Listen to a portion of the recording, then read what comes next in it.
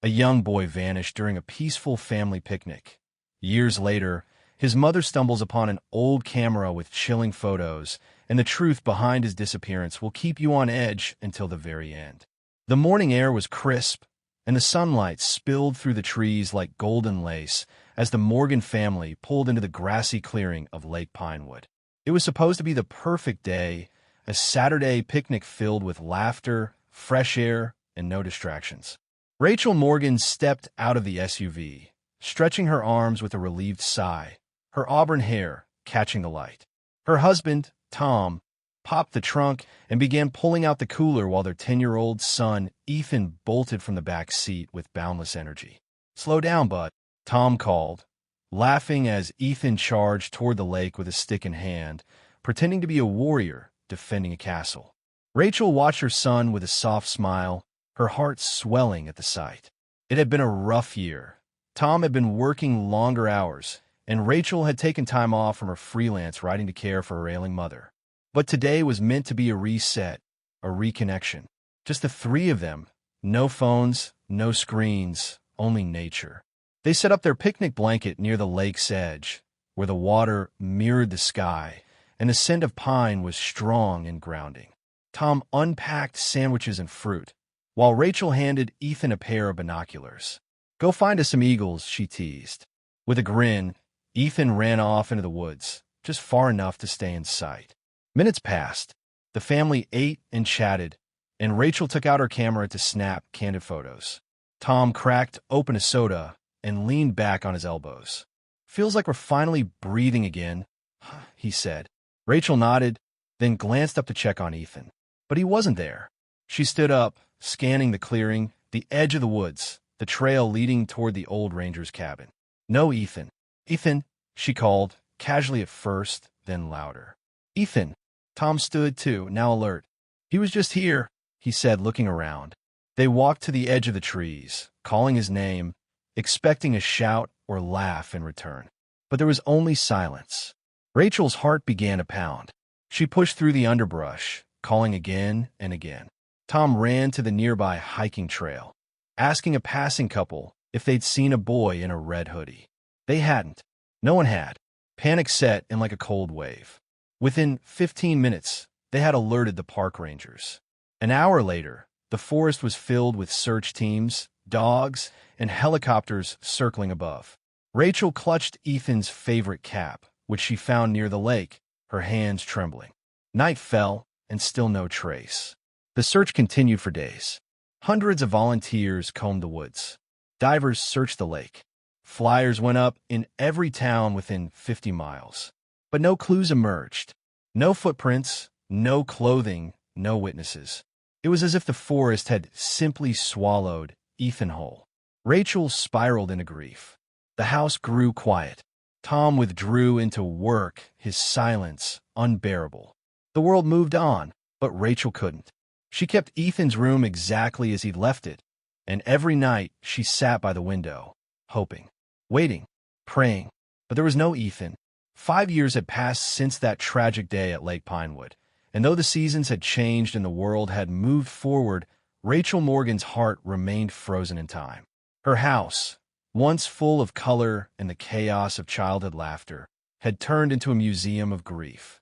Ethan's room was untouched, his posters still taped to the walls, his favorite books stacked on the nightstand, and a red hoodie draped across his bed, just as it had been the day he disappeared.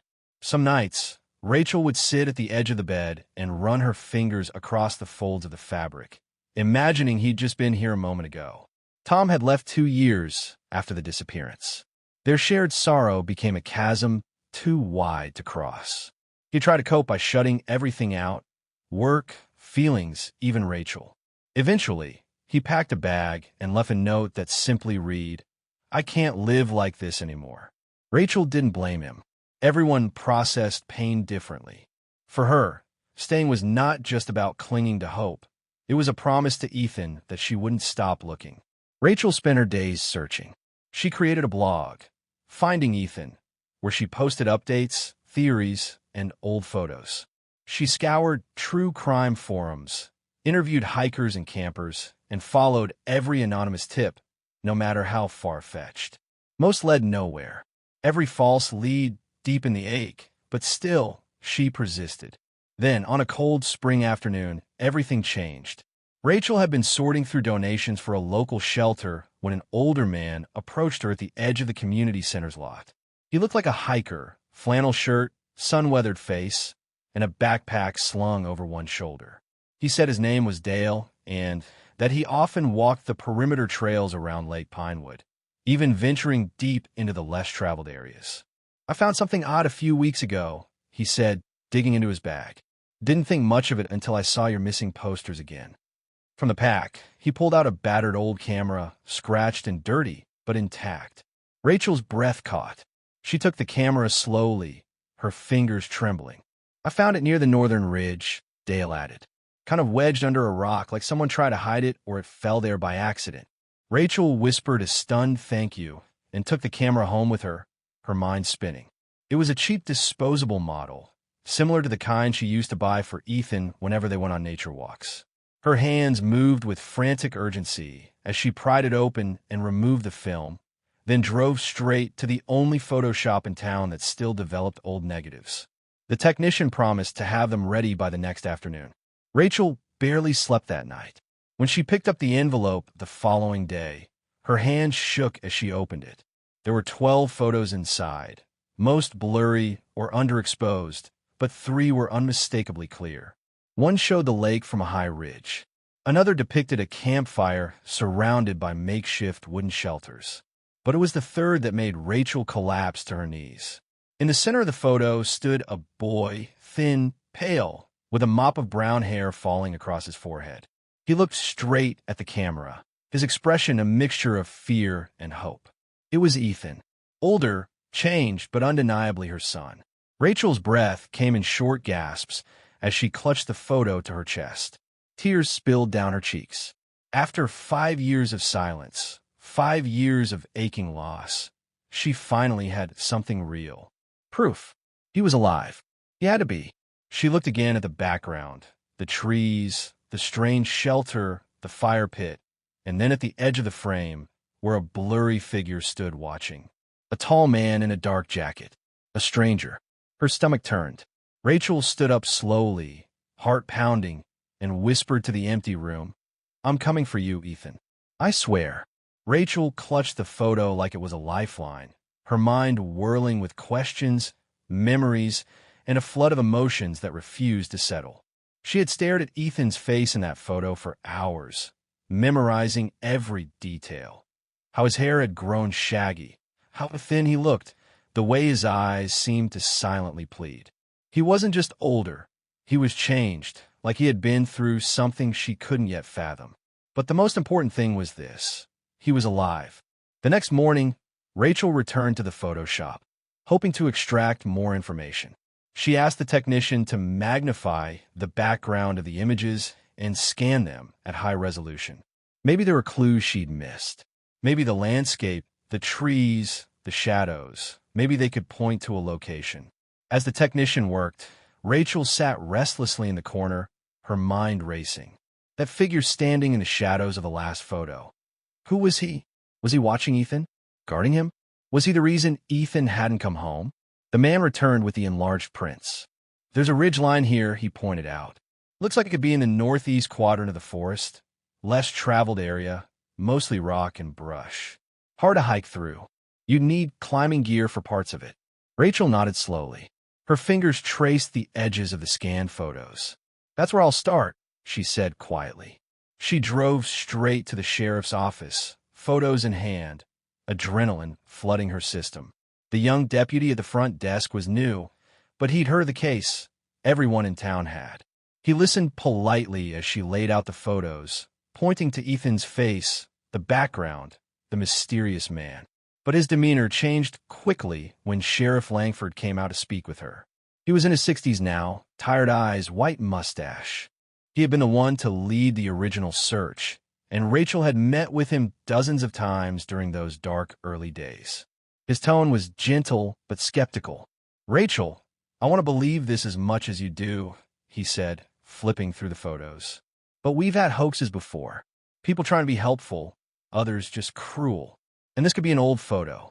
It's not, Rachel said firmly. Look at the background. That shelter, that ridge, that's not somewhere we ever took him. And this camera was only just found. It was buried. Langford sighed. We'll analyze the photos. Maybe send them to the state. But we can't launch a full search without more. Rachel bit her tongue to keep from screaming. She knew it. She'd known it before she walked in. She was on her own. That night, back in her kitchen, she laid out a map of Lake Pinewood and the surrounding terrain. She marked the location where the hiker had found the camera, then drew a rough arc in the direction the photo seemed to be taken from. If the campfire ridge was north of that point, and Ethan had snapped that photo facing slightly west, she scribbled notes, cross-referenced with terrain maps, and highlighted a zone deep within the forest, a secluded, rocky section where trails faded into cliffs and thick brush. Few venture that far. The perfect place to hide. And then she did something she hadn't done in years. She called Tom. He answered on the second ring. There was a pause before his voice, distant and cautious, said, "Rachel, I found something," she said, voice trembling. "It's Ethan." Another pause. "What do you mean?" She explained everything. The hiker, the camera, the photos, the figure in the background. She expected disbelief, maybe dismissal. But instead, Tom was silent for several moments. And then he said, "Where do we start?" Rachel's eyes welled with tears. "Tomorrow," she whispered. "We start tomorrow." The sun had barely crested the hills when Rachel pulled into the gravel lot at the edge of Lake Pinewood. Morning mist curled like smoke over the surface of the water, and the forest loomed beyond, quiet and solemn. She stepped out of her car just as another vehicle rolled in behind her, an old blue pickup truck she instantly recognized. Tom climbed out slowly, his face lined, older than she remembered, with streaks of gray now streaking through his hair and beard. But the moment his eyes met hers, something passed between them. Unspoken understanding, shared grief, and now, a flicker of hope. Neither said much.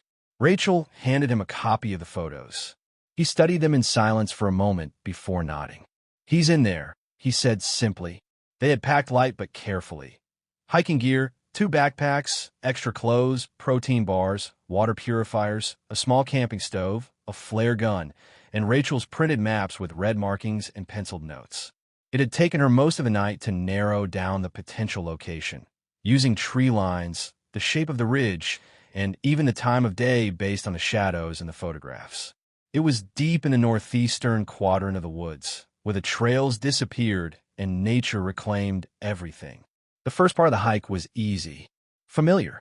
They walked in silence past the picnic site where it had all begun 5 years ago. Rachel avoided looking directly at the clearing. Her hands trembled slightly as she clutched her walking stick. Tom said nothing but placed a reassuring hand on her back as they passed. No words were needed. As they moved deeper into the woods, the air thickened. The trees grew denser, sunlight filtering only in narrow shafts. The usual trail markers had vanished, replaced by dense underbrush, moss-covered stones, and old, fallen logs. The forest swallowed sound, save for the occasional call of a bird or the rustle of some unseen animal. Every so often they stopped to scan the terrain, checking compass bearings, matching the slope of the ridges to the photographs. By midday, they reached the base of a steep incline, a jagged outcrop of gray stone layered with thick vines. Rachel checked her notes. "This is it," she said. "This is the ridge in the background." They strapped their gear tighter and began the ascent, their boots scraping against the rock. The climb was slow and exhausting. Dirt crumbled under their hands, and twice Tom had to catch Rachel when she slipped on loose gravel. But after nearly an hour of climbing, they pulled themselves over the final ledge. What they saw stole the breath from both their lungs. A small clearing stretched out before them. It wasn't visible from below or above, tucked perfectly into the rock like a secret cradle of earth. At the center was a long-dead fire pit, ringed with stones. Around it stood 3 makeshift shelters built from branches, plastic tarps, and rope. One had collapsed. The other still stood. Rachel stepped forward, heart hammering in her chest. She recognized it immediately, the same place from the photograph. Every detail matched. She knelt beside the fire pit and sifted through the ashes. Old embers, bones from fish, a rusted tin can. Tom searched one of the shelters and found a torn piece of fabric, a child's hoodie sleeve, blue and faded. "Ethan was here," he said softly. Rachel turned in a slow circle, scanning the edges of the clearing, looking for more. But where did he go? Who was with him? She moved toward the last shelter, smaller than the others, almost like it had been built for a child. Inside, she found a pile of dirty blankets, and buried beneath them, a battered notebook. The pages were water-damaged, smeared with dirt, but legible. She opened it slowly. Scrawled handwriting filled the first page. "My name is Ethan Morgan. If you find this, I'm alive." Rachel dropped to her knees, sobbing. They weren't just close. They were on the brink of uncovering the truth. Rachel's hands trembled as she turned the next page of the worn notebook. The cover was soggy, the edges curling from dampness, and many of the pages had smudges where water had streaked ink into blurred lines. But Ethan's handwriting was still there, messy, uneven, the way she remembered from when he was learning to write, but now slightly more mature. He must have written this when he was older, after he had already been missing for some time. Each word was like a whisper from her son, carried through time and silence. "My name is Ethan Morgan. If you find this, I'm alive. Or I was. I don't know if I'll still be here when you do. I've been trying to leave signs, but I don't know if anyone saw them. Please don't give up." Rachel's heart ached as she read the plea. She looked up, tears pooling in her eyes. Tom was crouched nearby, watching her, his expression unreadable. "Is it really him?" he asked, voice low. Rachel nodded slowly. "It's him. No one else could have written this. Not like this." They sat down together, and Rachel carefully turned to the next entry. Ethan had dated the pages with what he believed were the months and years, though some entries were marked simply with tallies and notes like "winter again" or "third snow." His sense of time was hazy, but his memories were clear. "The man brought me here after I got lost. He said my parents didn't want me anymore, that they gave me away. I didn't believe him at first, but after days, weeks, no one came. I waited. I screamed. I cried. I kept thinking Mom and Dad would come, but they didn't." Rachel felt like her heart was being torn apart piece by piece. She clutched the notebook tighter, her breath catching in her throat. Tom rubbed a hand over his face, visibly shaken. He thought we abandoned him. She kept reading, refusing to stop. "I tried to run away once.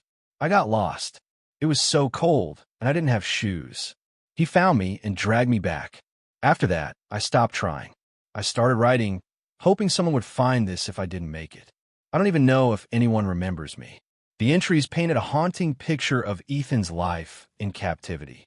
The man, unnamed, only referred to as he or the man, had kept Ethan isolated in this remote part of the forest, feeding him sparingly, watching him closely, and punishing him for disobedience. But Ethan had fought to hold on a hope. He taught himself how to survive, how to hunt small animals, how to stay warm. He had become resourceful, older beyond his years. And yet, beneath it all, he was still a scared child who missed his family. "I dream about Mom's voice. Sometimes I think I hear her calling me.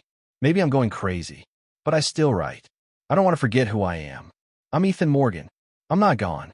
Rachel clutched the notebook to her chest, sobbing openly now. Her son had endured so much: fear, loneliness, pain, and yet he had never stopped believing. She looked around the campsite, at the crude shelters, the fire pit, the pieces of cloth. This place had been Ethan's prison, and somehow also his sanctuary. Tom stood slowly and walked a few paces away, eyes scanning the surrounding trees. "He's not here anymore," he said. "But this notebook, it's recent. Maybe weeks. A couple months at most. He might still be close." Rachel nodded, wiping her tears with her sleeve. "He said he was going to try again, to escape. We need to figure out where he would go. If he left this here, maybe he wanted us to find it." They scoured the rest of the shelter and surrounding area. Rachel found a few broken branches leading into a narrow trail heading east. Small scuff marks lined the soil, subtle but present. Tom spotted an old canteen wedged between two roots.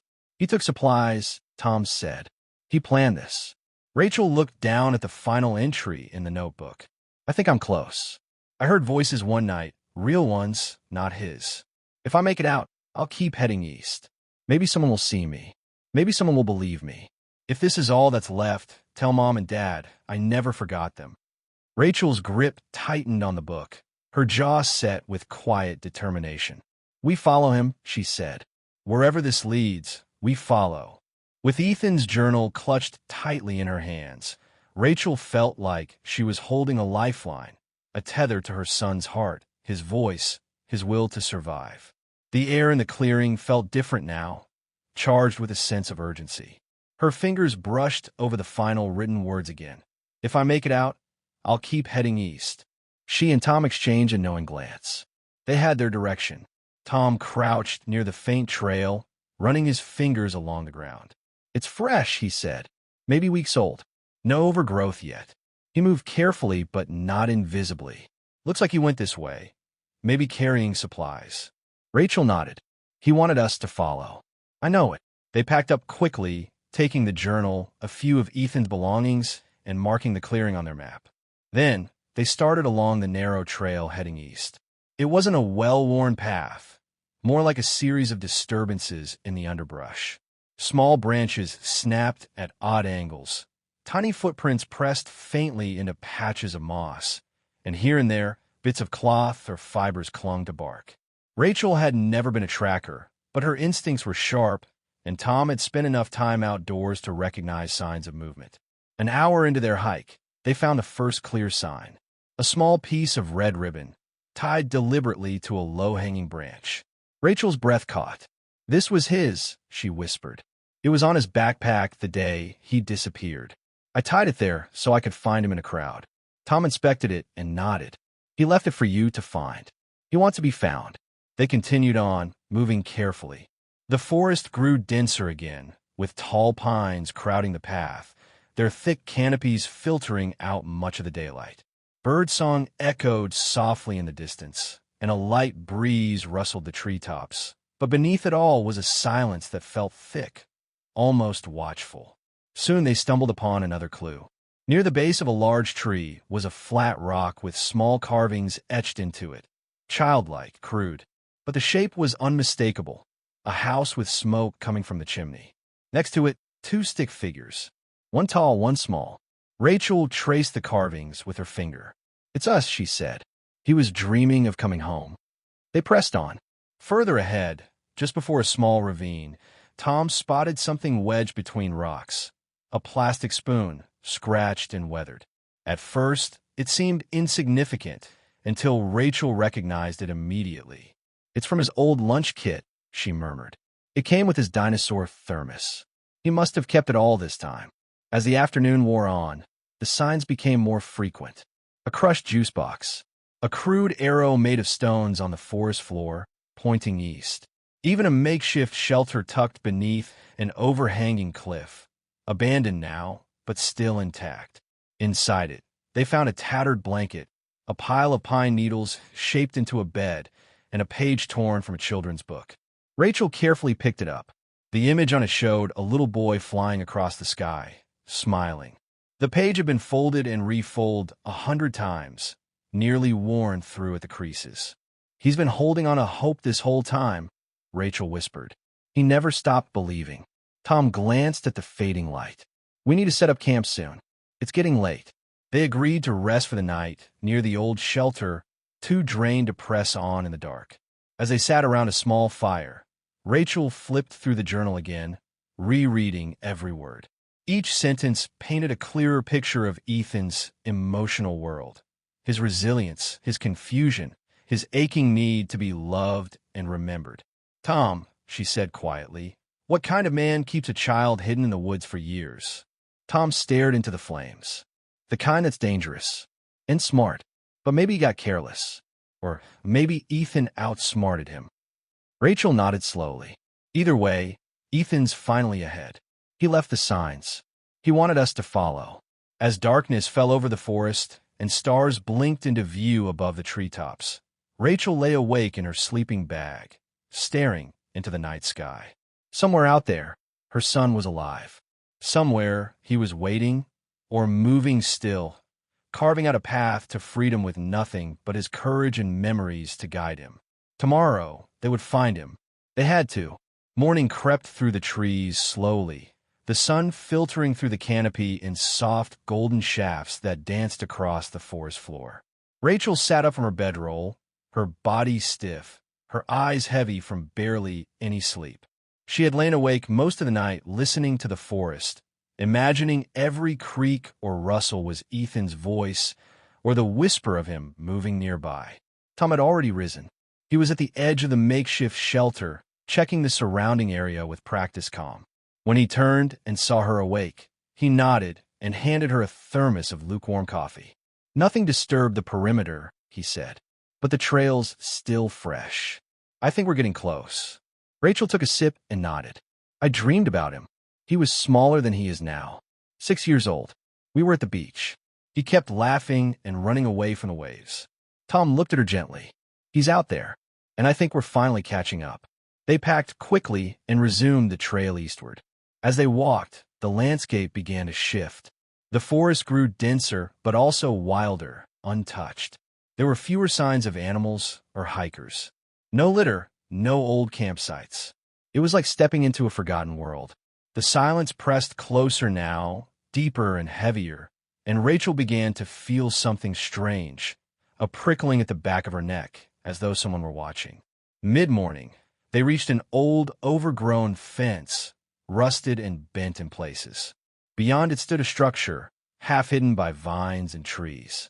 It wasn't a cabin, more like a shack, hunched and decaying, with boards nailed haphazardly across its windows. A part of the roof had caved in, and an iron stovepipe jutted awkwardly from the side like a broken limb. Rachel's heart dropped into her stomach. "Is this where he was kept?" she whispered. Tom didn't answer. He moved cautiously toward the building, scanning the ground, checking for any signs of recent activity. Rachel followed, each step growing heavier. When they reached the door, Tom hesitated before pushing it open. The hinges groaned as the door swung wide. Inside, it smelled of mold, rust, and old ashes. A cold draft swept through the space. The room was cluttered, broken furniture, a rusted stove, empty cans, and tattered bedding. Along one wall was a locked cabinet, its hinges bent as if someone had pried at them. There were claw marks, actual claw marks, on the interior walls. Rachel stepped inside and froze. On the far wall was something that made her knees buckle. A series of tally marks carved into the wood. Hundreds of them, etched in clusters, spaced apart like months or seasons. Beneath one set was a name, Ethan. She moved closer, her fingers brushing the wood. "He was here," she whispered. He counted the days. Tom walked through a side room and called her over. "Rachel, you need to see this." She followed him into the back, where a narrow crawl space led into what looked like a hidden cellar. They climbed down carefully, the smell growing more musty and foul. When they reached the bottom, Rachel saw it. What looked like a makeshift holding space.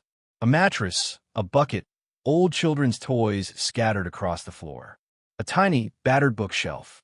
All of it told the same story. This was where Ethan had lived. This was his prison. But it wasn't just that. Pinned to the wall were photographs. Dozens of them. Grainy, distorted images of Ethan at different stages, some young, some older. A few showed him sleeping, others from a distance. The worst were the ones where he was staring directly at the camera, eyes hollow, like he'd known he was being watched. Rachel's stomach turned. He documented him like an experiment. Tom picked up a weathered notebook on the floor, different from Ethan's. Inside were ramblings, notes in jagged handwriting. Boy refuses to forget. Keeps writing. Still believes they're coming. Must break that. Day 762. Tried to run again. Punished. Day 1219. Says he hears mother's voice in dreams.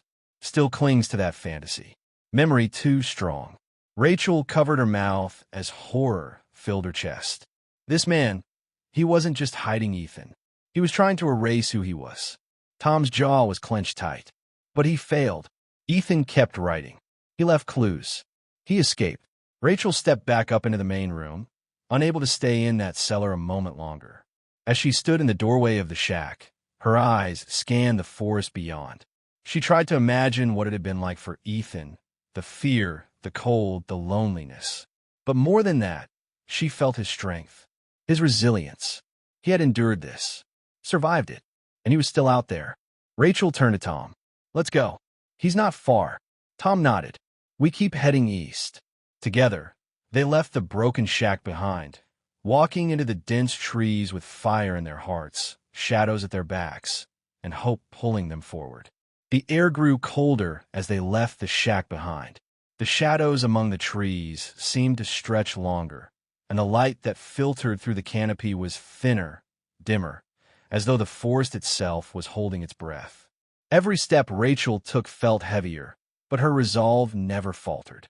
With each heartbeat, she imagined Ethan's face, imagined him surviving in these woods alone, or maybe still hiding from the man who had once imprisoned him. Tom led the way with quiet determination. His eyes swept the surroundings constantly, noting every shift in the underbrush, every broken branch or patch of disturbed earth.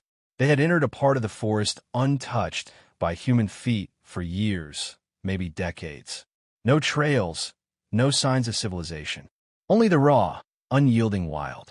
After an hour of hiking in near silence, Rachel spotted something up ahead. Just a flicker, a shadow moving where it shouldn't have. "Wait," she whispered, grabbing Tom's arm. They ducked behind a fallen tree, crouching low. Rachel peered through the brush and saw him. A figure, tall, thin, and hunched, moved between the trees about 40 feet away. He wore tattered clothing and a heavy coat, his steps cautious, almost feral. He moved like someone who hadn't seen other people in a very long time. Rachel's breath caught in her throat. "Is that him?" "I don't think so," Tom murmured. "Too big. That's a grown man." The figure paused, sniffed the air, and turned slowly.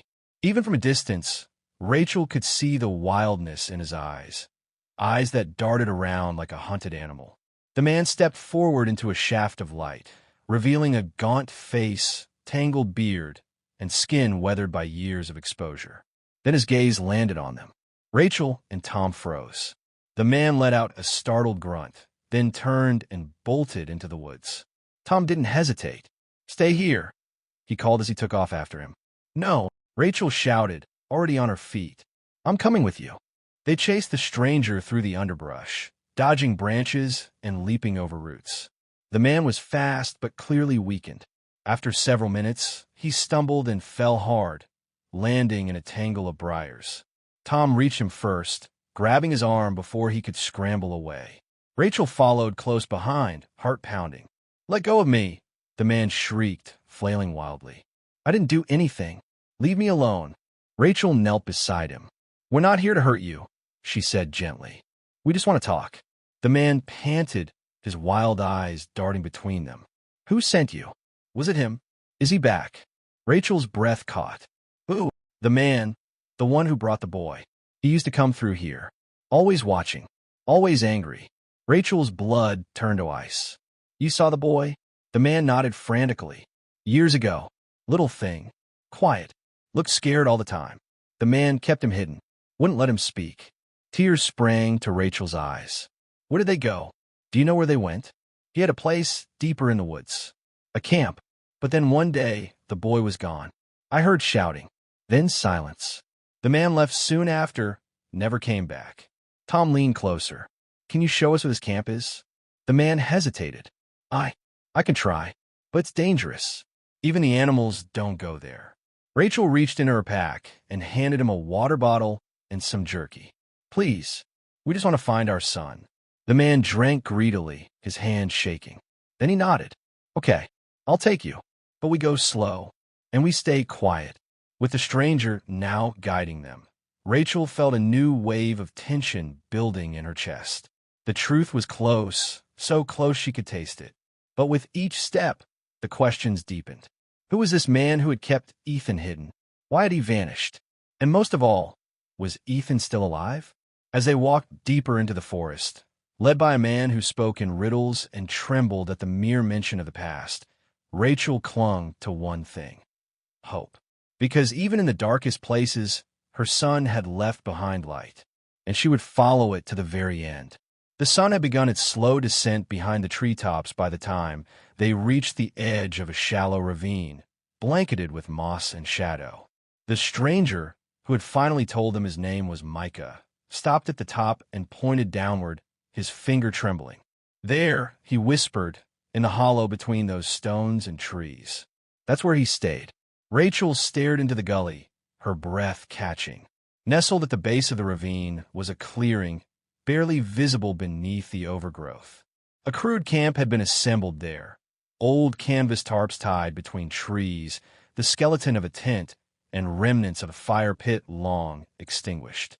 The air felt heavier here, not just with age, but with memory, haunted and still.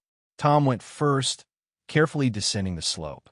Rachel followed, her eyes darting around, trying to absorb every detail. She kept imagining Ethan running through here, barefoot, frightened, hiding in the shadows, trying to escape the watchful eye of a man who had taken everything from him. They reached the center of the camp. Everything had been abandoned, but not destroyed. It was as though the man who'd kept Ethan here had simply vanished. A rusted pot still sat atop rocks by the fire. There was even a threadbare blanket still hanging from a low branch, fluttering in the breeze like a ghostly flag. Micah knelt beside a half-buried crate and brushed away dirt and leaves. "He kept things here," he said quietly. "Sometimes I'd watch from the trees when it was safe. The boy would sit right there writing, always writing." Rachel's heart clenched. His journals. She rushed forward, digging through the underbrush, her fingers frantic. Tom joined her, and together they began unearthing what looked like a small wooden box, its surface scarred by time and weather. Tom pried it open carefully. Inside were 3 small notebooks, faded, damp at the corners, but miraculously intact. Rachel reached for them with trembling hands. Her fingers brushed the first cover, and she gasped. On it, in a child's neat handwriting, were the words, "If you find this, I'm still trying to come home." Tears filled her eyes. She opened the notebook and began to read. The entries were brief, but haunting. Day 45. He didn't let me eat today. Said I was too loud yesterday. But I saw a deer. I tried to smile. Day 77. I miss Mom. I dream of her face. I whisper to the trees so they don't forget her. Day 105. I heard a voice. A man. Not him. I think someone else is out there. I hope they find me. Rachel couldn't hold back the sob that escaped her throat. Tom gently placed a hand on her shoulder. He was fighting to survive, she whispered. All that time, he never gave up. Micah stood back, watching them with a solemn expression. The boy was strong, stronger than I ever was. Rachel looked around the camp again, this time noticing the subtle signs of resistance. Stones carefully stacked as if marking something, a rope fashioned into a trap, a tree with initials carved at its base. She walked to that tree and traced the letters with her fingers. E+M. Who's M? She asked softly. Micah stepped closer. Maybe me. Maybe someone else. But he wasn't alone. Rachel turned to him. You said he disappeared. How? Micah looked away, his face clouding. One night there was screaming. I saw fire. The boy ran. The man chased after him, but neither came back. I went looking the next day. The camp was like this, empty, silent. I thought they both had died or vanished. Tom spoke up. But he survived. He must have. The journals prove he lived beyond that. Rachel looked at the final page in the last notebook. The handwriting was messy, rushed. I can't stay here anymore. If I don't leave now, I'll become like him. I'm going east. I'm going to find the river. Maybe someone will be there. Maybe they'll help me get home. Rachel wiped her eyes. He had a plan. He was smart. He knew to leave a trail. Tom nodded. We follow it. East to the river. Micah hesitated. It's a hard path. Wild country. But if you're sure. I'm sure, Rachel said, her voice firm. My son survived this nightmare. I'm going to find him. As they prepared to move on, Rachel folded the notebooks and tucked them into her pack. They were more than memories. They were proof of Ethan's spirit, his strength, his will to come home. And now, his words would lead her the rest of the way. The forest whispered with the weight of secrets as Rachel, Tom, and Micah pushed onward toward the east, the path ahead tangled with vines and roots, as if nature itself sought to shield the truth. The journals clutched tightly in Rachel's pack burned with importance. Each word written by Ethan a spark of his existence, his will to survive. Every step now felt more urgent. He had headed for the river. That was the next piece of the puzzle. Micah, though hesitant, proved to be a crucial guide. He had roamed these woods for years, and though time had eroded much of his memory, the instinct remained. He led them through narrow trails hidden beneath thick brush, detouring around ancient trees, sometimes pausing to orient himself by moss, wind, and scent. Rachel didn't question him. Her heart pounded with hope, even as the ache in her legs screamed for rest. They walked in silence, their senses attuned to every sound. Every bird's call, every snapping twig, every rushing breeze that passed through the canopy above. There was something reverent about the journey now, as if they were retracing the ghost of Ethan's steps, reliving the escape he had dared to make. By late afternoon, they heard it, a distant murmur, low and constant, like a whisper threading its way through the trees. Rachel's breath hitched. The river. They hurried forward, and the murmur grew into a roar. Then, through a break in the woods, they saw it, a wide, fast-moving river snaking through the valley below, its waters glinting like silver beneath the sun. The sight struck Rachel like a lightning bolt of hope. She ran ahead to the water's edge, her boots splashing in the wet moss. Her eyes scanned the opposite bank, the pebbled shorelines, the nearby rocks. Tom joined her. "Think he made it here?" Rachel nodded, pulling out the last journal. "He said he was heading east to the river. This has to be it."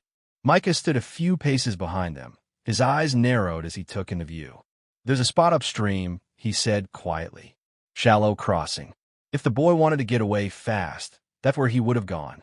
They followed the river northward for about a mile until they reached the area Micah mentioned. The trees thinned, opening into a stony embankment. The water narrowed here, tumbling over rocks in shallow rapids. It was treacherous but passable, and then Rachel saw it, carved into the bark of a tree near the water's edge, just visible beneath a patch of moss, were the initials EW. Her knees nearly buckled. She rushed to the tree, her fingers brushing over the letters. They were crude, done in haste, but unmistakable. "Ethan," she whispered. Tom crouched nearby, scanning the ground. "Tracks are long gone, but he crossed here. I know it. Across the river, the bank was rockier, more rugged. There was an old hunter's path barely visible on the far side, leading into the hills." Rachel's instincts flared. This was where Ethan had gone. It was the only way forward. They crossed carefully. The current fought them, cold and fast, nearly pulling Rachel off her feet. Tom helped her the last few steps, and they climbed onto the opposite bank, soaked and breathless. Just beyond the trees, they discovered another sign. A piece of blue cloth snagged on a branch, weathered, faded, but unmistakably from a child's shirt. Rachel held it in her hands and burst into tears. He was here. He was right here. Micah stood back, eyes wide with something like awe. He made it this far, on his own, through all this. Rachel looked down the narrow path ahead. He was trying to reach people. He must have believed there was help out here. Tom nodded. If he followed this trail, maybe there's a cabin, a town, something. Micah's voice dropped. There's an old ranger outpost in the mountains. Abandoned, but it's the closest thing to shelter for miles. If he knew how to find it. Rachel didn't wait for the rest. She turned toward the path, a fire reigniting inside her. Ethan had survived this far. His trail was fresh in her mind, in her heart. The answers she'd been aching for were just ahead. She would not stop now. The trail was narrow, worn down by time and weather, barely visible beneath the shifting canopy of leaves. Rachel led the way now, guided not just by the fading marks of Ethan's journey, but by the unshakable pull of a mother's intuition. Every step up the winding slope toward the mountains felt like peeling back the years, layer by layer, bringing her closer to the child she had lost and the truth that had remained buried. Micah walked behind her, unusually quiet, his eyes scanning the trees like he was reliving a life he had tried to forget. Tom, steady and watchful, stayed close to Rachel, offering silent support as the terrain grew steeper. The river was far behind them now, its noise replaced by the whispers of wind and rustling leaves. The air was thinner up here, crisper, cooler, almost reverent. Rachel thought of the journals, of Ethan's final words written in fear and determination. I'm going east. I'm going to find a river. Maybe someone will be there. Maybe they'll help me get home. And now she wondered, had someone found him? Or had he found that outpost alone? After nearly 3 hours of climbing, they reached a plateau. The trees cleared just enough to reveal a small, weather-worn building nestled against a rock face, its roof sagging but intact. A rusted sign hung crookedly from a post just outside. Ranger Station number 47. Micah stopped in his tracks, staring at it as if it were a ghost. I thought this place had collapsed years ago. Rachel didn't wait. She rushed to the door, her hands fumbling with the rusted latch. It gave with a groan, and the door creaked open. Inside, the room was dim, lit only by the filtered sunlight streaming through broken slats. Dust coated everything. Old maps, empty shelves, a cracked lantern on a table. But it wasn't empty. In one corner, nestled among a pile of old blankets and camping supplies, lay a faded backpack.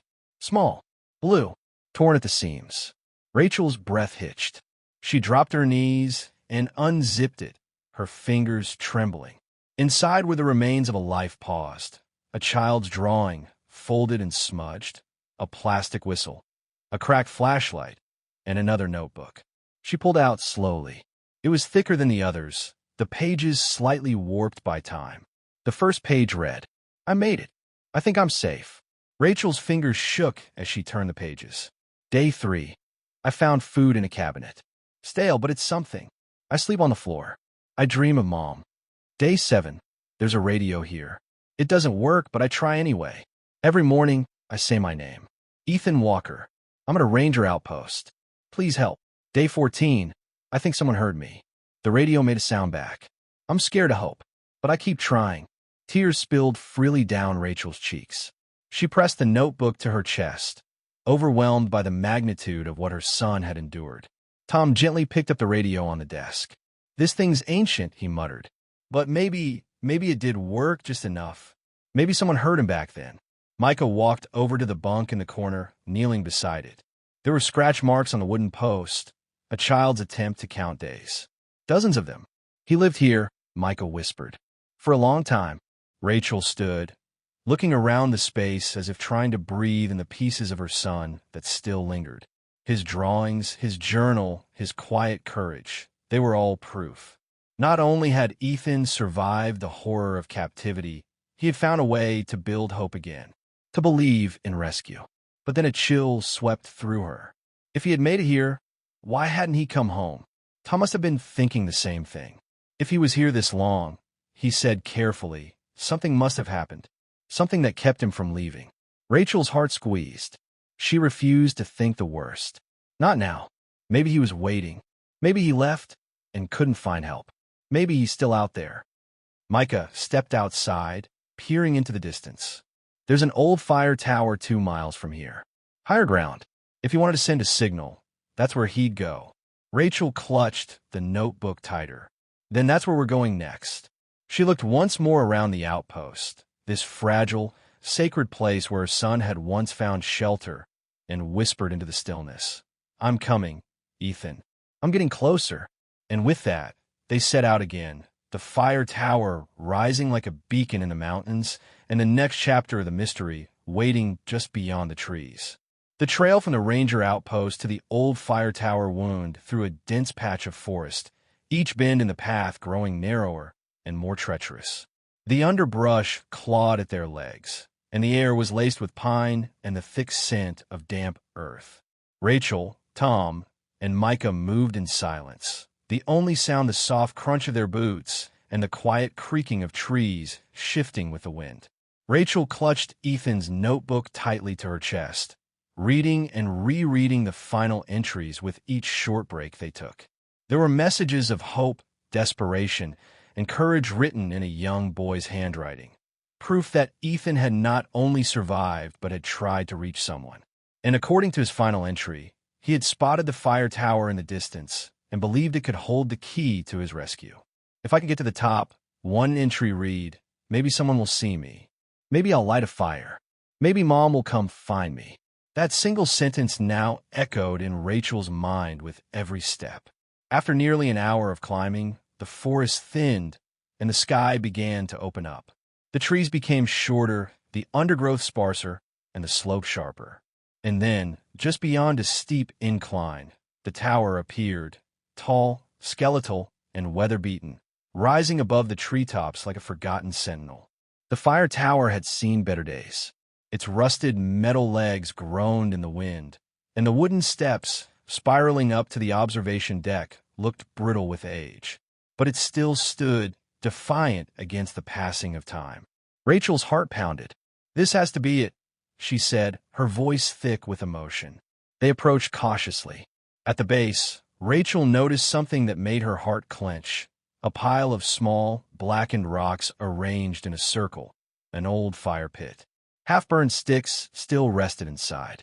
Next to it, partially buried in the dirt, was a piece of cloth, red flannel, torn and small.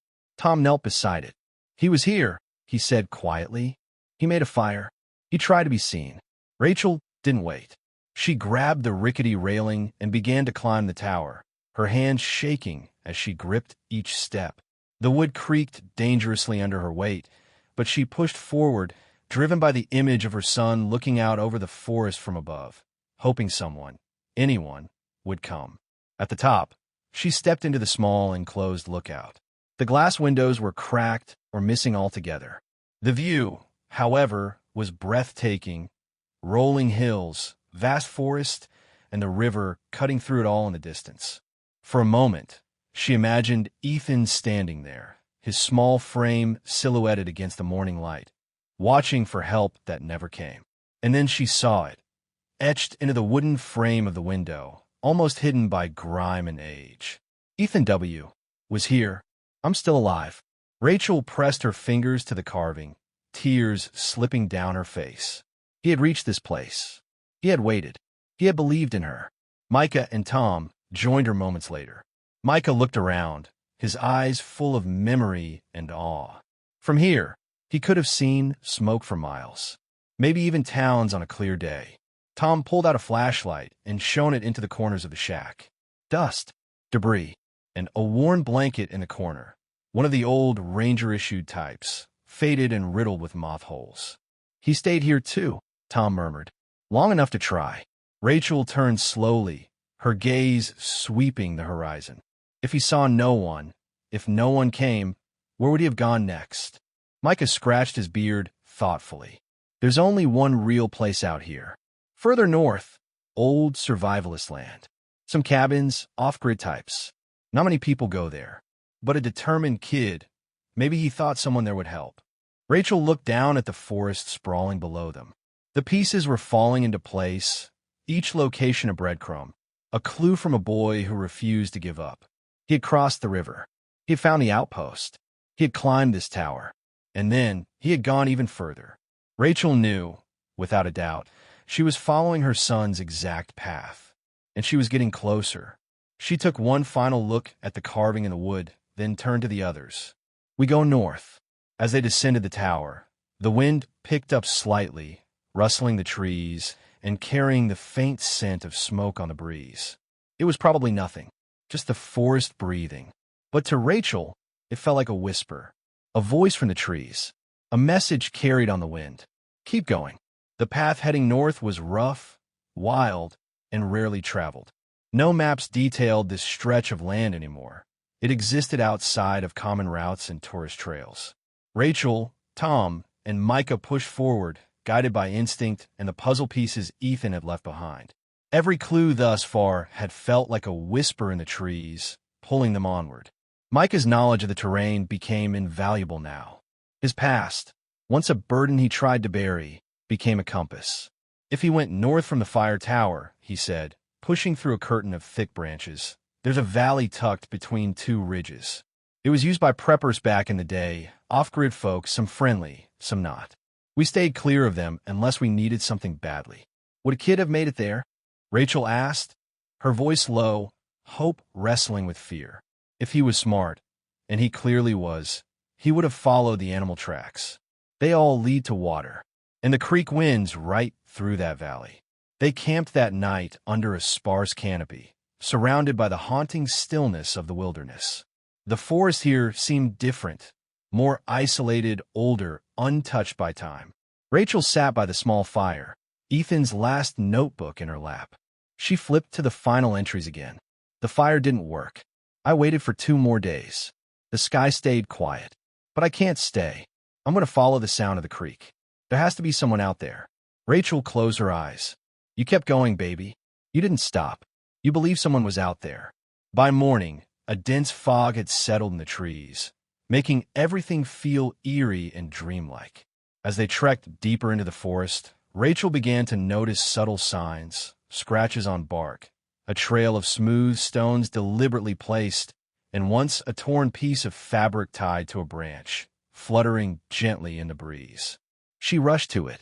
It was part of a child's shirt, red flannel, just like the piece they'd seen near the fire tower. He left a trail, Rachel whispered. He wanted to be found. As they followed the narrowing trail, the air changed again. It became colder, heavier, as if the forest were holding its breath. The trees gave way to a small clearing, and there, nestled beside the edge of the creek, were 2 old cabins. Their roofs sagged, their doors hung open, and ivy had begun to reclaim them. But they were real, tangible structures in the middle of nowhere. Micah approached cautiously. I remember these, he said. That one, on the left, it belonged to an old man named Griggs. Never trusted anyone. But the other, that cabin was abandoned long ago. We used it for shelter when we couldn't stay in the main house. Rachel's eyes locked on the second cabin. Her breath quickened. Something in her gut told her Ethan had been here. They stepped inside. The floor creaked under their boots. Dust floated in the light, filtering through a hole in the roof. And then Rachel saw it. On the far wall, carved into the wooden beam, were the same unmistakable words. Ethan Walker, age 9. I made it this far. She dropped to her knees, overwhelmed. He was here, she whispered. He stayed here. Tom checked the corners, lifting an old sleeping bag and dusting off a pile of fabric. He must have made this place his shelter, he said. Long enough to rest, maybe recover. Micah stood silently near the entrance. But something scared him off, he finally said. Look there. Rachel followed his gaze to a set of scratches on the doorframe. Claw marks. Not animal, but deliberate, like someone trying to break in. The wood was splintered, as if struck with something heavy. Someone came looking, Micah said darkly, and not to help. Rachel's chest tightened. Had Ethan been found again? Captured? Chased? Tom searched a cupboard and pulled out a rusted canteen. Its leather strap burned at the edge. There might have been a fire. Look at the blackened walls here. Small, maybe, but someone tried to torch this place. Rachel turned to Ethan's message again and noticed something else below the carving. Tiny initials scratched in haste. GW. She stared at them, confused. What does that mean? Micah stiffened. Gideon Ward. Who is that? Tom asked. Micah's jaw tightened. A ghost from my past. He ran one of the homes where I was kept. After I escaped, I heard whispers he'd disappeared. No one ever saw him again. But if he's out here, off-grid, he may have found Ethan before we did. The cabin's shadows suddenly felt heavier. The forest no longer felt like a sanctuary. It felt like a trap. A place where secrets were buried deep. Rachel stood. Then we find him. We end this. Micah nodded solemnly. If Gideon Ward is involved, we're running out of time. As they stepped out of the cabin and back into the forest, the fog began to lift, revealing a trail of footprints in the soft earth. Recent, unmistakable, and leading toward the northern ridge. Rachel didn't hesitate. The trail of footprints leading from the abandoned cabin was fresh, too fresh. Rachel's heart beat faster with every step she took. Her eyes locked on the impressions in the soil. The prints were small and shallow, likely a child's. Could they really be Ethan's? After all these years? But Micah, who crouched low to examine them, shook his head. "Not a kid," he murmured. "Too recent. And look, the stride, the depth. This is a man, and he's trying to move quietly." Rachel felt a chill creep up her spine. "Then who is it?" Micah stood slowly, his face grim. "Could be him, Gideon Ward." Tom gripped his rifle a little tighter. "You sure?" "No," Micah replied, scanning the forest beyond. "But I know his habits. When I was a kid, he used to hunt at night. Not animals, us. He taught us how to hide. Not because he cared if we lived, but because it made his twisted games more exciting." Rachel stared at him, horrified. "You think he's hunting again?" Micah didn't answer. He just began moving forward, carefully, every sense on high alert. They followed the trail as it veered into a dense section of forest, darker than the rest. The trees clustered tightly together like they were keeping secrets. The air grew colder. The sunlight struggled to break through the canopy, and every sound, every rustling leaf, every snap of a twig, made Rachel jump. Then they found it. A snare, crude but effective. A thin wire strung between two saplings, partially hidden under a bed of leaves. Tom stepped back, swearing under his breath. That would have taken out a leg. Maybe worse. Micah inspected it without touching. It's his style. He used these on the older kids. Said if you couldn't spot the trap, you weren't meant to survive. Rachel's voice was tight. "You really think he's the one who found Ethan?" "I'm starting to," Micah said grimly.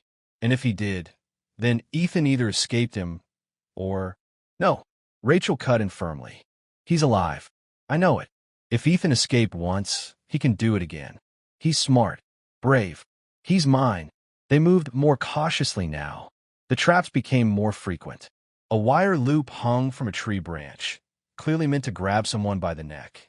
Another was camouflaged in a bush, sharp, rusty spikes beneath a layer of moss. All the signs pointed to one thing. Someone was protecting something or someone. Then they heard it. A sharp whistle, short and deliberate. It came from their right, beyond a rise in the terrain. Rachel froze. "Was that?" Micah raised his hand, signaling for silence. He gestured to follow. They crept toward the sound, moving low. As they reached the top of the small rise, they saw a clearing below, and in the middle of it, a small cabin made of gray wood, newer than the others, sturdier, lived in. Smoke drifted lazily from a chimney. Rachel's breath caught. Someone's in there. They watched. A man emerged from the cabin. He was tall, broad-shouldered, with a tangled gray beard and cold, sharp eyes. He held a long rifle and walked with the ease of someone who knew the land better than his own mind. Micah's face turned pale. "That's him. That's Gideon Ward." Rachel gripped his arm. "Then we're close. He has to know what happened to Ethan." Micah looked at her. "He won't just tell us. He won't give anything freely. You need to know. He's dangerous. The kind of dangerous that plays with lives like chess pieces." Rachel's jaw tightened. "Then we play better." They waited until nightfall. As darkness fell, the woods grew quieter, the only sounds the occasional owl and the whispering of wind through the trees. The glow from Gideon's cabin dimmed, and soon only the faint flicker of lantern light remained. Tom checked his weapon. "We do this clean. In out, no mistakes." But Rachel didn't want vengeance. She wanted answers. She needed to know what happened to her son. If Ethan had escaped Gideon, where had he gone? And if he hadn't? No, she wouldn't allow that thought. As they descended from the ridge, creeping toward the cabin like shadows, Rachel repeated Ethan's name in her mind like a prayer. With every heartbeat, she stepped closer to the truth, closer to the end of this years-long nightmare. And deep inside that cabin, behind the locked door and hidden past, lay either a revelation or a reckoning. The wind had picked up, rustling the trees like ghosts whispering secrets. Rachel crouched beside Micah and Tom as they watched the cabin from the edge of the clearing. Inside, the lantern's flicker cast shadows that danced across the walls. Gideon Ward paced slowly from one end of the room to the other, rifle in hand, as if expecting someone or something to appear from the woods. Rachel clenched her fists. Her heart thudded in her ears. This was it. Years of searching, hoping, hurting, all of it led to this moment. Behind those weather-worn walls was a man who might finally end her torment or deepen it beyond recovery. Micah leaned closer. We can't rush him. He's a survivalist, trained in paranoia. One wrong move, and we'll never get another shot. We need him alive. He knows where Ethan is. I feel it. Tom nodded. I'll circle around, come in from the back. If he bolts, I'll cut him off. Rachel looked at them both. No killing. Not until I know what he knows. They moved silently, like shadows in the night. Rachel and Micah crept toward the front while Tom vanished into the trees. Rachel could hear the creak of the floorboards inside as Gideon moved.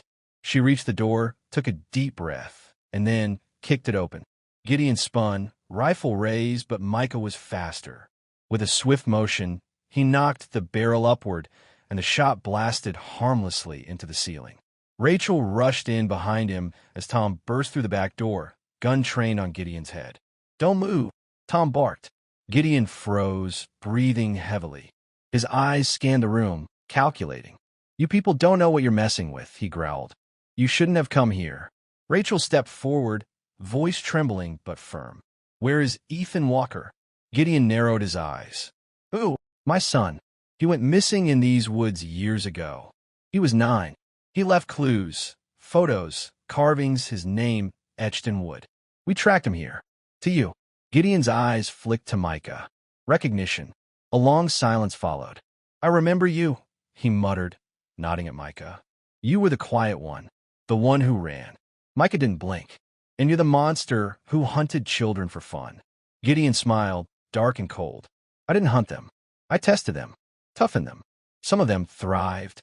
Rachel felt sick. What did you do to my son? There was a flicker in Gideon's expression. Something changed.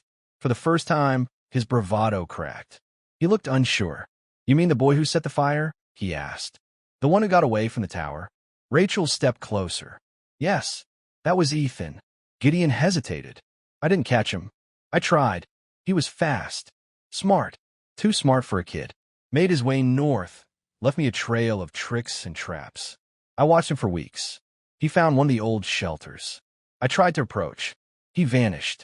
Ghosted me. Left one of his shirts in a snare to fool me. Rachel's eyes burned with tears. So you didn't hurt him? No, Gideon said, strangely sincere. He beat me. That boy outsmarted me. First time in years anyone ever did. Micah grabbed Gideon by the collar. Where did he go?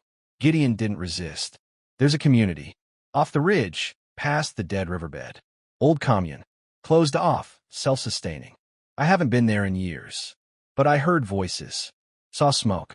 A figure on the ridge, smaller than a man. Might have been your boy. Rachel felt like the world had stopped spinning. He's alive. I don't know, Gideon said, shaking his head. But if anyone could survive out there, it'd be him. For a moment, silence engulfed the room. Then Tom spoke. What do we do with him? Rachel stared at Gideon. She could end him right here. Everything in her screamed for justice. But then she looked at Micah, who had once been just another victim of this man, and yet chose to fight with courage, not vengeance. She turned away. We tie him up. Let the Rangers deal with him. We've got more important things to do. Micah nodded. We're not done yet. The boy left us one more trail. As they bound Gideon and prepared to move, Rachel allowed herself one moment, just one, to imagine Ethan, grown, strong, waiting somewhere beyond the ridge. She wasn't just following a mystery anymore. She was coming for her son.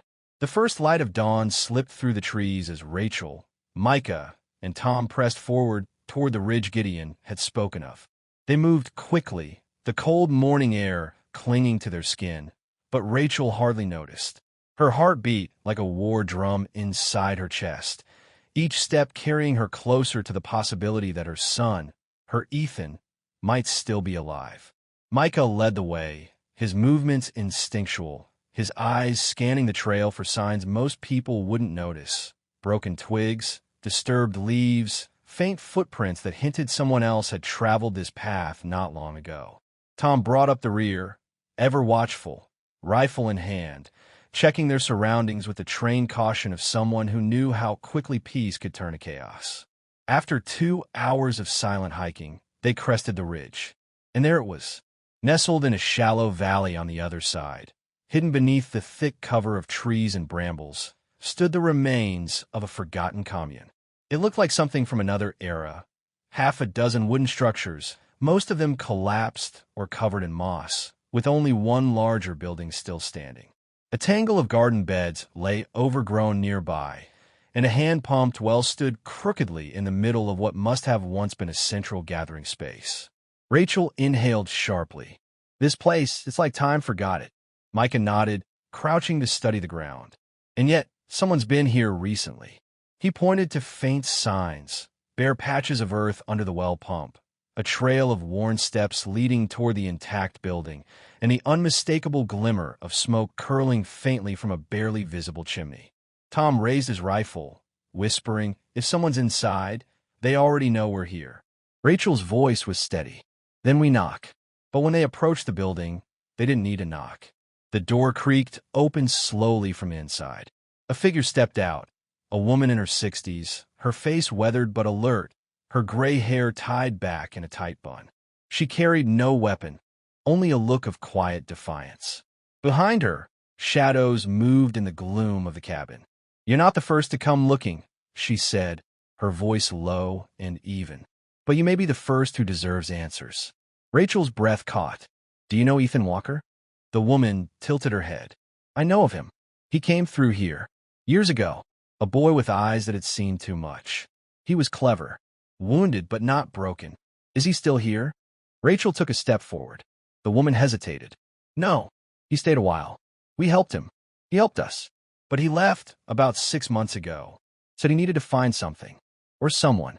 Rachel's knees buckled slightly. Tom caught her arm. "Why didn't you come forward?" Micah asked.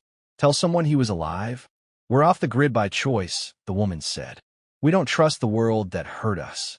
And Ethan asked us not to say anything. He feared the wrong people would come looking for him. He didn't want to be a pawn anymore." Rachel tried to steady herself. "Do you know where he went?" The woman stepped back into the building, returning a moment later with something in her hand. A folded map, edges frayed, covered in pencil marks. She handed it to Rachel. "He left this. Said if someone ever came who truly loved him, they'd know how to read it." Rachel opened it. Her eyes scanned the familiar handwriting. Notes scrawled in the margins. Arrows, symbols, and then a message in the corner, in Ethan's unmistakable pen. "Mom, if you're reading this, I never stopped hoping you'd find me." Tears spilled down Rachel's cheeks. "He knew," she whispered. "He believed I'd find him." Tom looked over her shoulder. "This map, it leads north, past the river, into the canyons." Micah nodded. "That's where we go." Rachel folded the map and pressed it to her chest. The woman gave a small, quiet smile. "If you find him, tell him the garden's blooming again. He'll understand." Rachel nodded, barely able to speak. "Thank you." They left the commune as the sun rose higher in the sky, casting golden light over the forest. Behind them, the silent valley returned to its stillness. But ahead, hope burned brighter than ever. Rachel clutched the map like a lifeline. Her son was no longer a mystery lost in time. He was a beacon drawing her forward, and she would not stop until she found him. The wind had changed. It no longer whispered with fear, but carried the scent of purpose, earth, pine, and the faint trail of hope. Rachel folded Ethan's map one more time, tracing the route he had marked. Her fingers trembled, not from cold but from anticipation. Every arrow, every handwritten note on the page was a whisper from her son, guiding her step by step toward him. They moved north, deeper into the wilderness than ever before.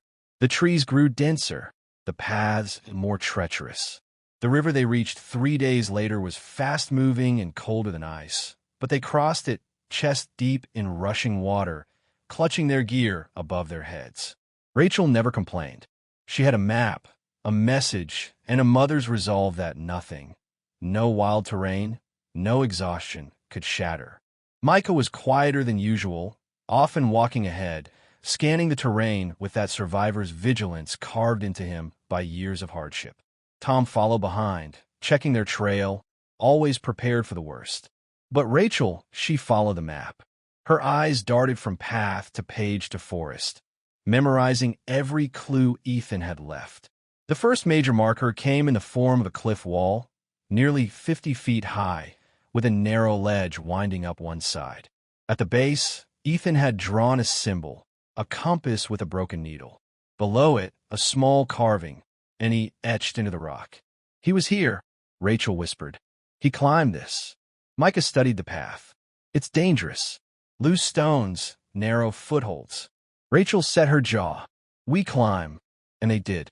Hand over hand, foot over foot. Each crevice in the rock felt like a direct line to Ethan. When they finally reached the top, their bodies aching, they found a small clearing with a handmade wind chime dangling from a tree branch. It sang softly in the breeze, a haunting, beautiful sound made from broken spoons, metal scraps, and fishing wire. Rachel reached out and touched it. "He's so close," she said, voice breaking. "He was here not long ago." Over the next 2 days, they followed more signs. A hand-carved arrow in a fallen tree. A pile of rocks stacked in threes. Even a small, rusted toy soldier nailed to a tree, half covered in moss. Rachel recognized it immediately. "It was his," she said, holding the soldier in her palm. "He used to carry it everywhere." Each step took them closer, yet also brought deeper fear. What if they found a grave? What if the trail ended in silence? But Rachel refused to let her heart sink. Ethan was alive. She could feel it, like a pull deep in her soul. Finally, as twilight dipped the forest in a golden gray, they reached a narrow canyon, the final landmark marked on the map.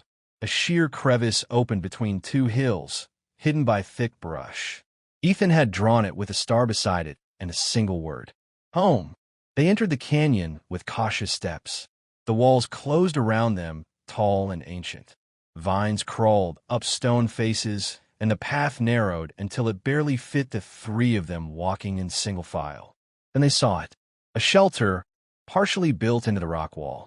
Made of salvaged wood, branches, and tarps, it stood strong despite its crude design. Smoke drifted faintly from a chimney fashioned from old metal piping. Rachel's heart stopped. She stepped forward, hands trembling. From the shelter, a shadow moved. Then a voice called out, "Who's there?" Rachel froze. It was deeper than she remembered, older, but unmistakable. Her lips parted. "Ethan." Silence. Then the door creaked open. A young man stood in the doorway, tall, lean, with dark hair and eyes wide with disbelief. His face was older, sharper, but Rachel knew. It was him. She dropped the map and took a step forward. "Ethan, it's me. It's Mom." His breath caught. "Mom." The moment shattered into motion. He ran to her, arms open. She collided into him, wrapping him in a hug so fierce it trembled through the canyon. Tears poured freely, sobs racking them both. Micah stood back, his face breaking into a smile. Tom wiped his eyes silently. "You found me," Ethan whispered into her hair. "I never stopped looking," Rachel cried. Not for a single day. They held each other beneath the twilight sky, the years of silence and sorrow folding into a single, overwhelming moment of reunion. They had followed the final trail, and it led them home. Night fell gently across the canyon, wrapping Rachel and Ethan in a velvet sky dotted with stars. The fire crackled between them as they sat together, their fingers still intertwined, as if afraid that letting go might make this moment disappear. Across the flames, Micah and Tom kept a respectful distance, giving them space but keeping a silent vigil. After all, none of them could forget what still lingered beyond the trees. Questions unanswered, wounds unhealed, and threats not yet buried. Ethan's face, lit by the firelight, carried both the innocence of the child he had been and the hardened edges of someone who had seen too much too young. His eyes flickered as he listened to Rachel recount the years without him. The fruitless searches, the pain, the guilt, the hope that never died. "I thought I was dead," he admitted, his voice barely above a whisper. "I thought I'd become a ghost. No one came for me at first. So I ran. I ran as far as I could until the world was quiet enough that I could breathe again." Rachel squeezed his hand, her voice breaking. "I would have burned the world down to find you if I had known where to look." He nodded slowly. "I know. I think a part of me hoped you would. That's why I left the map. Micah leaned forward, his voice calm but purposeful. "Ethan, we need to know, who took you that day? What happened at the park?" The fire popped softly, sending a plume of sparks into the night. Ethan's jaw tightened. "There was a man. He said he worked with Dad. Said there was an emergency and that I had to go with him. I didn't question it. He knew my name, what kind of sandwich I had packed. Everything." Rachel's breath hitched.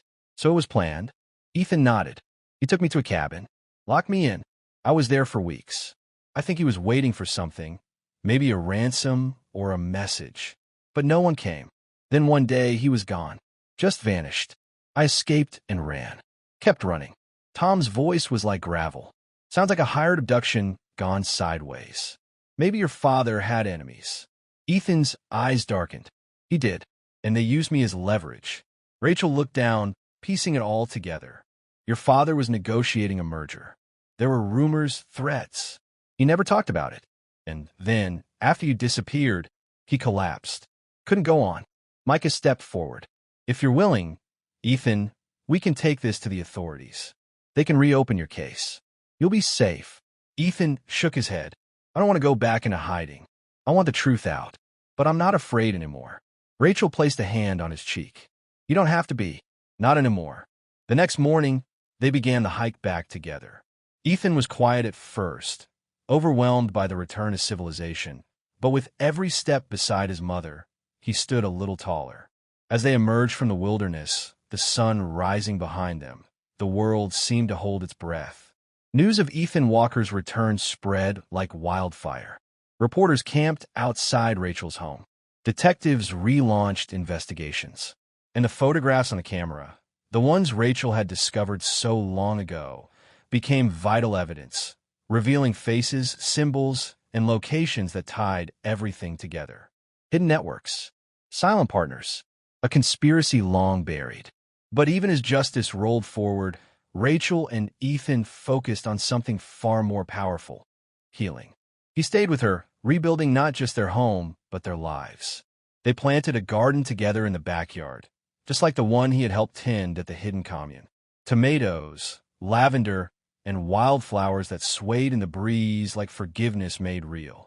Micah visited often, helping transition Ethan into therapy and education. Tom remained a protector, a quiet uncle figure whose gruff exterior hid a heart fiercely loyal. One evening, as Rachel stood on the porch watching Ethan and Tom play catch, she felt something shift inside her, like an ache finally eased. Her son had come home, and the shadows that once clung to their family had been pushed back by the unrelenting light of a mother's love. In the end, it wasn't the camera that brought Ethan back. It was hope, a hope that had survived every storm. And now, in the golden glow of a new beginning, that hope bloomed, resilient, radiant, and eternal. Thank you for joining us on this journey. If this story touched your heart, don't forget to like, share, and subscribe for more powerful, true inspired tales that remind us all: love never gives up, and some miracles are found only when you dare to keep believing. Some stories don't end where the pain stops. They end where healing begins. Rachel's unbreakable love, Ethan's resilience in the face of unimaginable solitude, and the quiet courage of those who helped them. These aren't just chapters in a lost boy's tale. They're reminders that hope, even buried under years of silence and sorrow, can still find its way back into the light. This was a journey of heartbreak, survival, and redemption. A story that proves even the darkest forests can't hide the truth forever. That a mother's love is stronger than fear, and that the human spirit, though shaken, can rise again. And as Rachel and Ethan move forward into a world that once forgot them, they carry something more powerful than justice: the gift of a second chance. Thank you so much for watching. If this story moved you, made you feel something deep, or reminded you of the strength inside us all, please take a moment to like this video, subscribe to our channel, and share it with someone who might need a little hope today. We'd also love to hear from you. Leave a comment below and tell us how this story made you feel. Your voice matters, and your support helps us keep telling powerful, unforgettable stories just like this one. Because in a world that sometimes forgets, your story might be the one someone else has been waiting for. Until next time, stay strong, stay hopeful, and never stop believing.